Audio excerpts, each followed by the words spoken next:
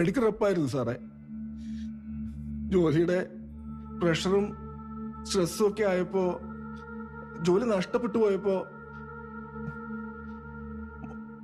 കുടുംബം നോക്കാൻ മറ്റൊരു വഴിയും ഇല്ലാതായപ്പോഴാ സാറേ ഞാൻ ഈ തരത്തിലുള്ളൊരു കൊട്ടേഷൻ ഏറ്റെടുത്തത്.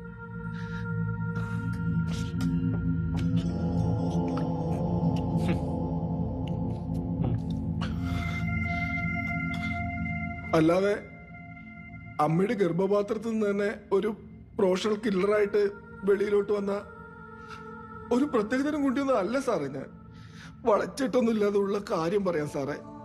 ആനയെ കൊന്നത് ഞാനാ. പിടിവീഴുമെന്ന് ഉറപ്പായിരുന്നു. അതുകൊണ്ട് തന്നെ വലിയ ഷോക്കൊന്നും എനിക്കില്ല. താൻ നന്നായി സംസാരിക്കുന്നുണ്ടല്ലോ.